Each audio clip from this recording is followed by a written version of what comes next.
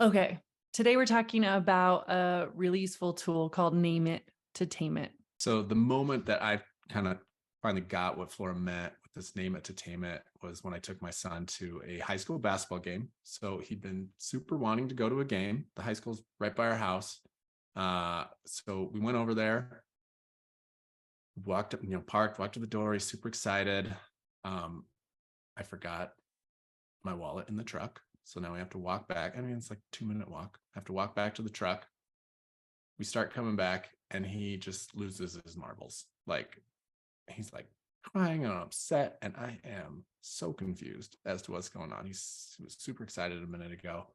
So I immediately just like get super annoyed. Like, come on, man. So my initial, like what I really want to do is just like say, knock it off. I'm like, Or like rationally argue with him about it. Like, what's going it's on? not a big Let's deal. do this. It was here 2 seconds ago. Let's go. Or you like ask him, what's wrong? What? Oh. Trying to hope he can explain himself in a moment like this. None of those things help. So I finally, like in that moment, just decided, okay, I'm going to do this thing Flora did, and I'm just going to give him a big, long hug. So I did. I just like got on my knees, gave him a big, long hug, and said, "What's going on, buddy? What's going on with you? Are you nervous?"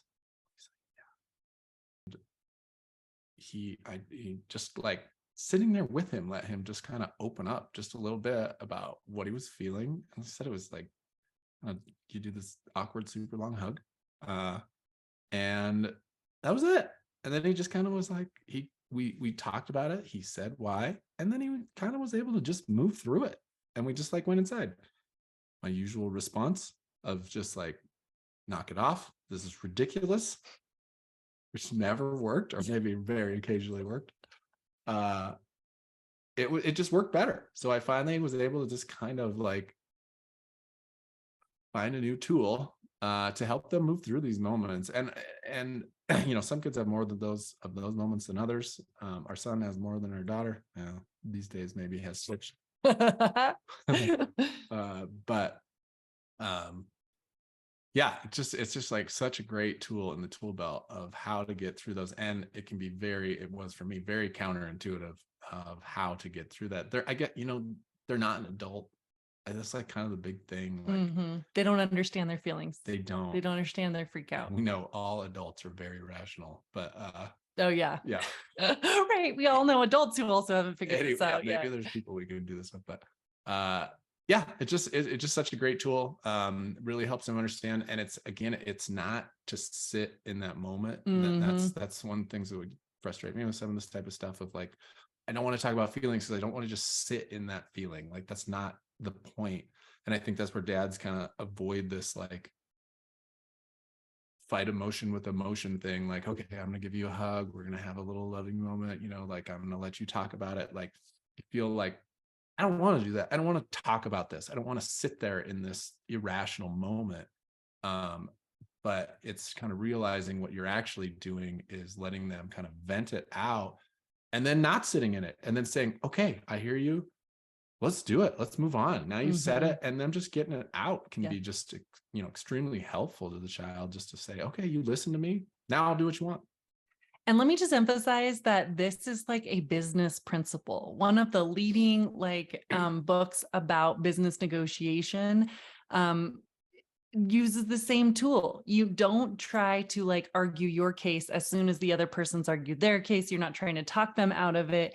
You start with naming and really describing what the other person is feeling and wanting. That leads you more into the person moving forward with you. And so the same principles here. I just want to give you an actual recipe that I find useful. If you're a concrete thinker on this, is like, stop talking, give them a hug, and say these 3 words. You seem, insert feeling. Yeah. Boy, you seem upset, nervous, whatever. And then put your freaking lips together. So yeah, I think that's one of the hardest things too. She's right. Like it's like a silent.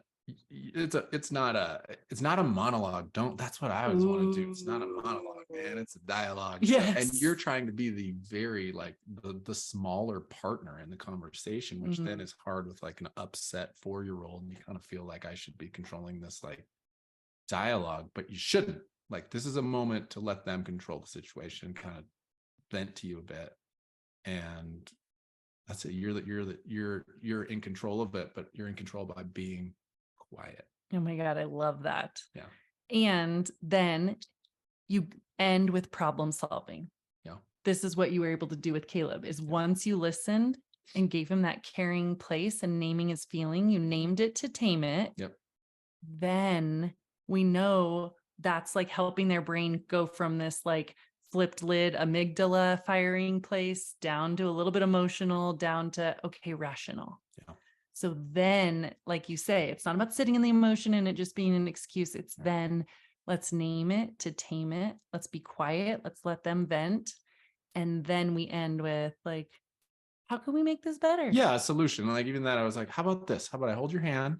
We walk in together and we can just stay for like 1 minute if you want. If you want to stay longer, we can stay longer. We ended up staying for like a half, which was just like he ran out of his attention, as opposed to flipped his lid and like we couldn't go in because he was like an emotional mess. And just notice the pattern. I know you might be sitting there going, I try that though. I say like, let's just go in, buddy. But if you're doing that first, you forgot to tame it. Yeah, You and got to that's first name it to tame 100%. And that's what I would do. I go straight to solutions, or just being kind of upset and just telling them to knock it off. Straight to solutions does not work. Like they can't deal with it right then. And P.S., this is just a little side note. Your partner would also love this strategy. It's a great tool for marriage and relationships when your partner is upset and you go right to solutions. Mhm. Most people don't want to hear it. Yeah. Oh, I hear you. You seem frustrated. You seem frustrated. When she says, I wanted to murder the kids today, it was just the worst. Yeah. If you jump to solutions, you're going to get dagger eyes. Yeah. If you jump to like, that sounds hard. That sounds so frustrating. Sounds like it was a horrible day. Just chill for a and bit. Listen again, not a monologue. I love that. Yeah. All right. That's our tip for today. Come back for more. Enjoy.